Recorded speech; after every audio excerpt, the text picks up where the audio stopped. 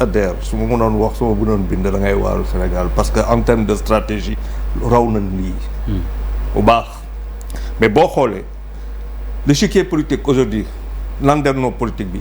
nii réewuma bolot xam nga bolot da ngay réfléchir niroolul échec man monopoly la ma niroo ngay sànni dee le dee nag c'est le hasard oui xaalis am na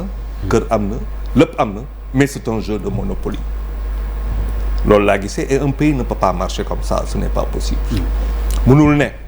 et malheureusement am na loo xamante ne jaxate wax nga ko jeu boobu leen fi teg dañu teg suñu politique société ñu def ko benn jeu de monopoly di sànni ay dee on est dans le pouvoir sànni ay dee en fonction loo xamante ne mooy retouche de la constitution ak yu demee noonu teg fi ay mate loo xamante ay dee rek la def ay probabilité ñu am benn problème il est grand temps qu'on y réfléchisse avec le conseil constitutionnel parce que lu muy poser Sénégal te sénégalais yi ànduñu ak moom dafa bëri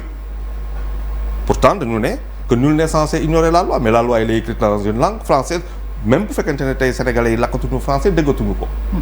kon xamuñu loi xëy na loolu moo may yenn yi mën a am parce que nag man lu ma xam lépp mooy que fu ñu wax maanaam lii mooy ànd ak lii mbaa du ne la ak boobu lu muy wax ci français mooy cumulatif mooy obligation boobu munoo ko jël teggi ne ko wala la et mooy ak mooy wala bokkut et où ou c'est alternatif et c'est cumulatif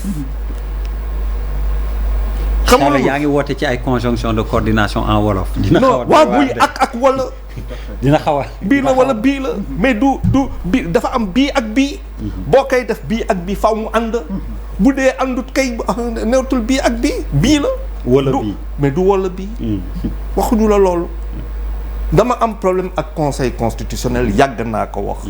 dama fi ne en 2016 préambule constitution le peuple est au-dessus de la constitution boo wootee référendum il appartient au peuple de décider du avis mooy décider j'ai un problème avec le conseil depuis 2012 parce que dama bokkoon ci xeex bi yàlla xam na ci dara ñi xam nañ ci dara ñuy liggéey ak koo xamante ne moo la Youssou xam nañ ko faaw ñu toog ñu réfléchir ah waaye sama papa la loolu sa sama papa la der dama ne dañuy dem assemblée nationale c'est pas pour être député c'est pour prendre la majorité donte conseil constitutionnel jël na décision bi donte nit ñi mun nañ ci bañ a ànd mais quoi qu'il en soit ak toutes les décisions yoo xamante ne wala avis yu mu wax ba tey mais dañ ko def 2012 dafa ne troisième mandat Wade est autorisé ñu dem ñu door ko 2016 ñëw nit ñi décidé est-ce que les Sénégalais bu ñuy voté 2016 est-ce que dañu jàpp ci biir seen bopp que dañu voté pour ubbi la possibilité d'un troisième mandat au président de la République est-ce que Sénégalais yi bu ñuy nee oui loolu dañ ko calculer wala calculer wuñu ko loolu yëpp nekk xalaat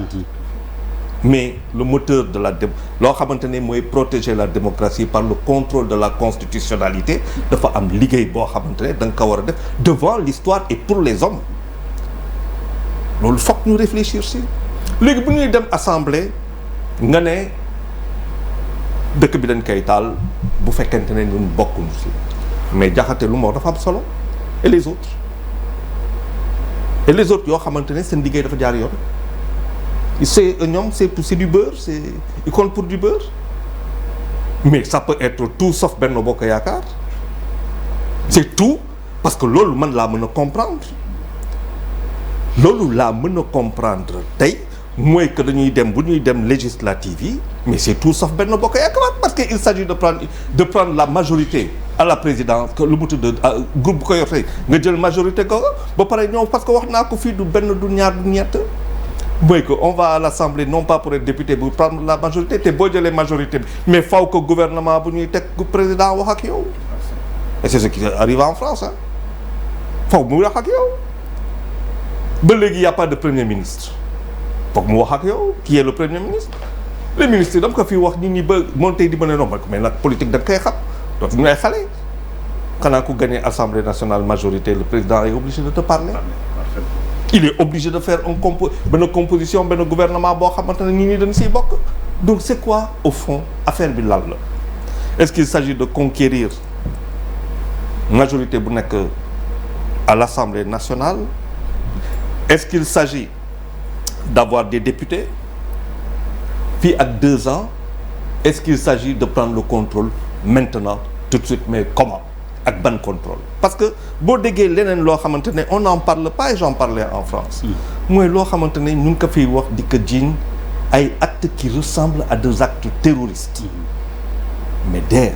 kii boo xamante ne la corrélation kenn ñemewu ko wax mais ñu ngi koy yóbbu ci terrain politique kenn ñemewu ko wax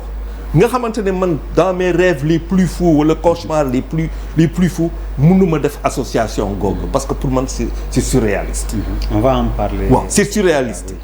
Mais d'ailleurs si on doit en arriver là c'est que le Sénégal est en danger parce que nous sommes que des France est-ce que affaire bu ñuy wax nii c'est consécutif à une action des militaires foofu ba nga xamante ne ñoom tas nañu amatuñu base amatuñu léegi ku nekk de manière isolée wala tout simplement. c'est orchestré. orchestré ñu war a teg ay xalaat la moi je n'attends pas à ce que ñu may wax ay waxu picc parce que moi je suis menacé. dinañ ko aborder. waaw mais donc pour te dire tey pour man il y a une grande réflexion boo xamante ne et une médiation et pour man fa la ñu war a dem. ok il s'agit pour le président de la République. man dama koy wax il y a beaucoup de choses yoo xamante ne imposé na ko fii ci Sénégal et ça pose un problème imposé na fi parrainage imposé na fi kii indi loolu yëpp ci dëkk boo xamante ne motul yenn yi doo dem ba foofa parce que lu muy indi lu muy jur moo gën a problématique que loo xamante ne moom nga war a éviter et c'est lui le garant et le gérant justement de